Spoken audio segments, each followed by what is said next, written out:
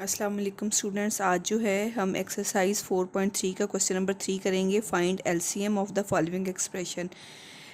और किस तरह फाइंड करना है? हम फैक्टराइजेशन मेथड से। हमने पहले एचसीएफ पढ़ा था फैक्टराइजेशन मेथड से, और दूसरा हमने पढ़ा था डिवीजन मेथड से। आज हम एलसीएम पढ़ेंगे बाय फैक्टराइजेशन मेथड से। एलसीएम फाइंड करने के लिए जो फैक्टराइजेशन मेथड है उसका जो फार्मूला है वो यहाँ पे मैंने राइट डाउन किया है कि LCM is equal to common factors multiply by non common factors. मतलब हमारे पास जो एक्सप्रेशंस दिया हुआ होगा हमने उसके फैक्टर्स बनाने हैं और उसमें से हमने कॉमन फैक्टर और नॉन कॉमन फैक्टर्स जो हैं वो अलग अलग कर लेने हैं। अब यहाँ पे बेटे हम इसका सबसे पहले इसके जो है मैं कॉमन फैक्टर बनाती हूँ।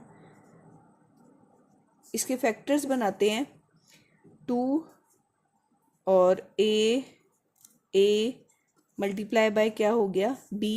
इसी तरीके से बेटे हम 4ab² के जब हम फैक्टर्स बनाएंगे तो 4 किस में तब्दील होगा?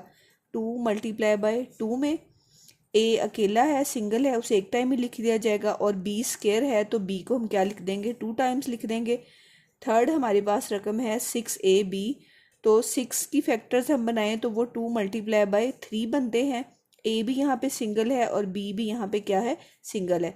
तो सबसे पहले हम इन तीनों में से क्या निकाल लेंगे? कॉमन फैक्टर्स को हम क्या करेंगे? सेपरेट कर लेंगे। अगर आप इनमें से कॉमन फैक्टर्स देखें तो बेटे यहाँ पे ये जो है ये 2, ये भी तीनों में कॉमन है, और उसके बाद ये a भी मुझे तीनों में कॉमन नज़र आ रहा है, और उसके बाद ये b भी मुझे तीनों में कॉमन नज़र आ रहा है। तो यहाँ पे मेरे पास जो कॉमन फैक्टर आ गया वो 2 आ गया, मल्टीप्लाई बाय a आ गया, और मल्टीप्लाई बाय b आ गया। इनको मल्टीप्लाई कर देंगे तो ये आपके पास क्या आ जाएगा? 2ab। इसी तरीके से अब जो बाकी रह गए हैं वो हमारे क्या रह गए हैं? नॉन कॉमन फैक्टर्स रह गए हैं। अब वो भी हम यहाँ पे सेपरेट करके लिख लेते हैं। नॉन कॉमन फैक्टर्स में आपके पास रह गया है ये 2, और क्या रह गया? 3। a आपके पास कितने बच गए हैं? Single a। इसमें b आपके पास कितने बच गया? Single b। ठीक है, अब ये जो आपके पास ये सारे थे ये मैंने यहाँ पे लिख दिए। इनको मल्टीप्लाई करेंगे तो यहाँ पे 2 3 क्या आ जाएगा? 6ab। तो एलसीएम का आप क्या लिख दे? फार्मूला लिख दे। LCM is equal to common factors multiply by non common factors.